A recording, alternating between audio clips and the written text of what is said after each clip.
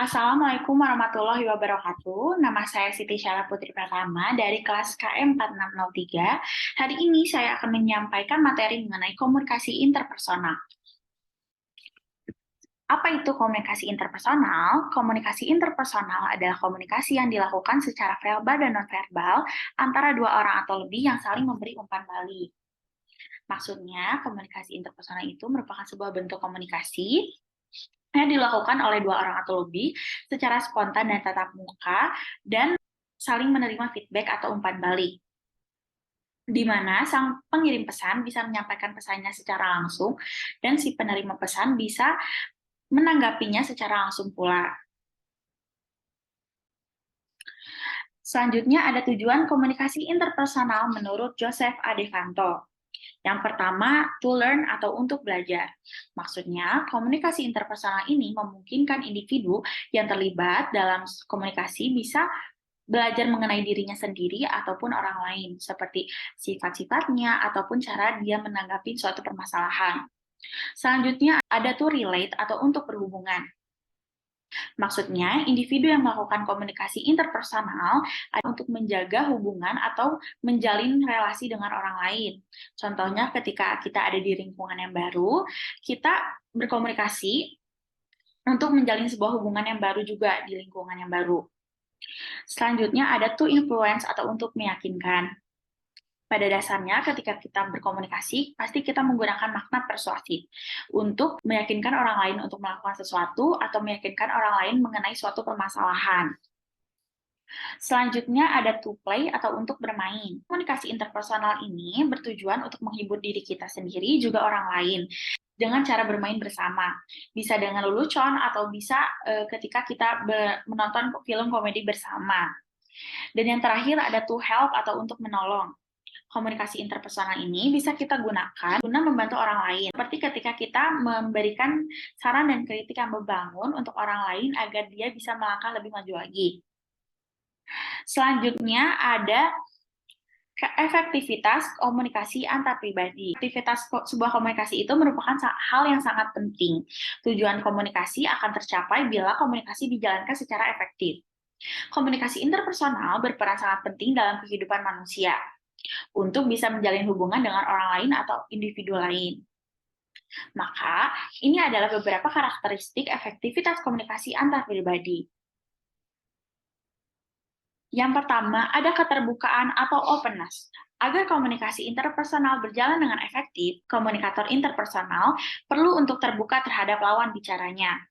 Masuk dari terbuka adalah mau menceritakan masalah secara jujur atau sekadar memberi tanggapan terhadap informasi yang diterimanya.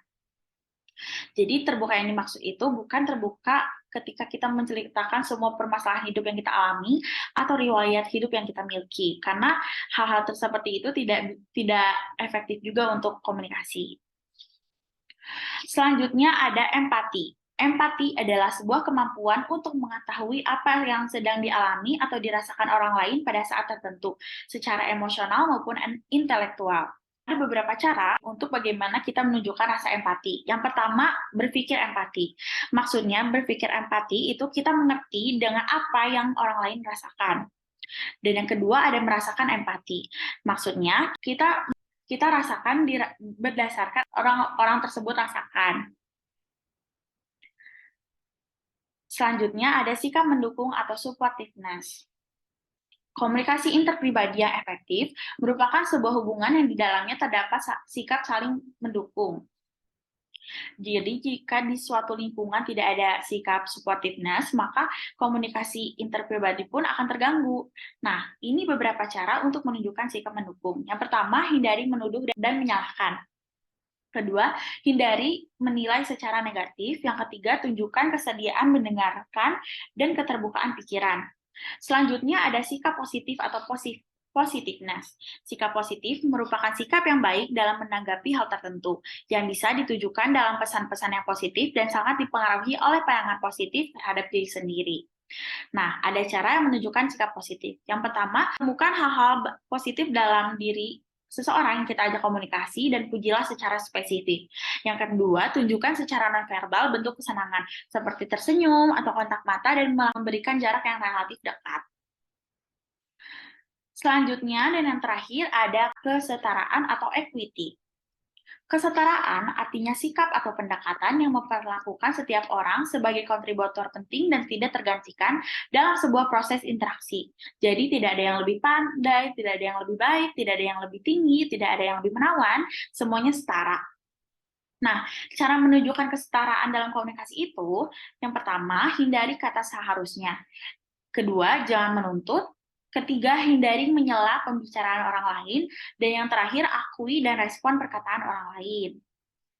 Selanjutnya, ada klasifikasi komunikasi interpersonal. Yang pertama, ada interaksi intim. Interaksi intim ini biasanya terjadi ketika kita berkomunikasi dengan teman baik, atau anggota keluarga, ataupun orang-orang yang mempunyai kedekatan emosional dengan kita. Selanjutnya ada percakapan sosial. Percakapan sosial itu merupakan sebuah bentuk komunikasi untuk menyenangkan seseorang yang dilakukan secara tatap muka dan biasanya penting bagi pengembangan hubungan informal di sebuah organisasi atau kelompok.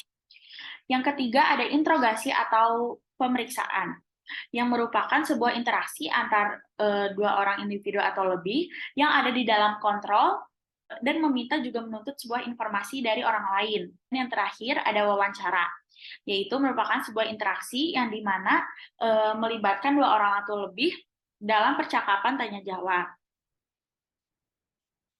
Mungkin cukup sekian yang bisa saya sampaikan dalam materi ini. Mohon maaf bila ada kesalahan kata. Wassalamualaikum warahmatullahi wabarakatuh.